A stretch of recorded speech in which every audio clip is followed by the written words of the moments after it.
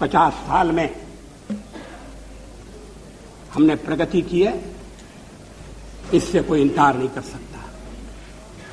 चुनाव के दौरान वोट मांगते हुए, सरकार की नीतियों पर कठोर से कठोर प्रहार करते हुए, और पुरानी सरकार की नीतियों में आलोचना करने के लिए लायक बहुत सामग्री थी। हर जगह मैंने ये कहा कि मैं उन लोगों में से नहीं हूं जो 50 वर्ष की उपलब्धियों पर पानी फेर दे। ऐसा करना देश के पुरुषार्थ पर पानी फेरना होगा। ऐसा करना देश के किसान के साथ अन्याय करना होगा, मजदूर के साथ जाति करनी होगी, आम आदमी के साथ भी वो अच्छा व्यवहार नहीं होगा। जो सवाल आज मन में उठता है और उठना चाहिए, आजादी को 50 साल होने आए, हम जयंती मनाने जा रहे हैं। आज देश की स्थिति क्या है? हम पिछड़ क्यों गए? प्रगति की दौड़ में जो देश हमारे साथ आजाद हुए थे वो हमसे आगे बढ़ गए, जो देश हमारे बाद जन्मे थे वो हमें पीछे छोड़ गए। दुनिया के गरीबतम देशों में हमारी गणना है, 20% से ज्यादा लोग गरीबी की रेखा के नीचे। राष्ट्रपति महोदय के अभिभाषण में गांव का उल्लेख है, या पीने का पानी नहीं। हम प्राथमिक शिक्षा अनिवार्य नहीं कर सकते, लड़कियों की शिक्षा की उपेक्षा हो रही है। लड़की का जन्म लेना तो इस देश में अभी तक एक अभिशाप है। क्या सरकारी कदम उठाकर समाज में जागृति पैदा करके, क्या सब लोगों को जुटाकर, ये तो ऐसा काम है जिसमें कोई दलबंदी के लिए स्थान नहीं।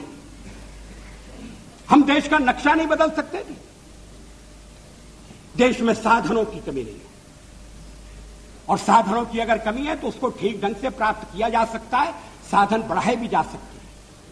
लेकिन जो साधन हैं उनका ठीक उपयोग नहीं हो रहा। जनता के ऊपर टैक्स लगाकर जो धन इकट्ठा किया जाता है उसका लाभ जनता तक नहीं पहुंचता, आम आदमी तक नहीं पहुंचता। कहां जाता है? किसकी जेब भरी जाती है? किसकी तिजोरी में वो रकम जाती है? विदेशी बैंकों में धन जाने का सिलसिला अभी तक क्यों कायम है?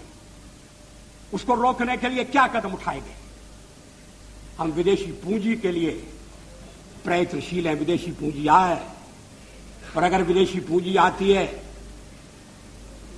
अच्छे ढंग की टेक्नोलॉजी के लिए, इंफ्रास्ट्रक्चर के लिए, आयात निर्यात को बढ़ाने के लिए, तो कोई आपत्ति नहीं करेगा।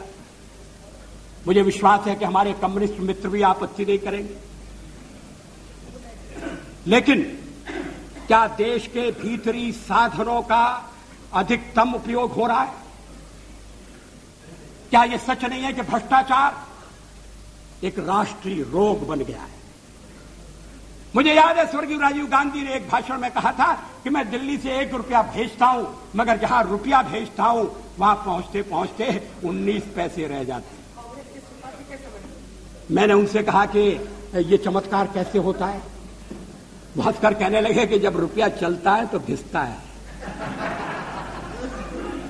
रुपया घिसता है, हाथ में लगता है, जेब में जाता है, छोटा हो रहा है। रुपए को पहचानना मुश्किल है। रुपया अंतर्ध्यान हो सकता है।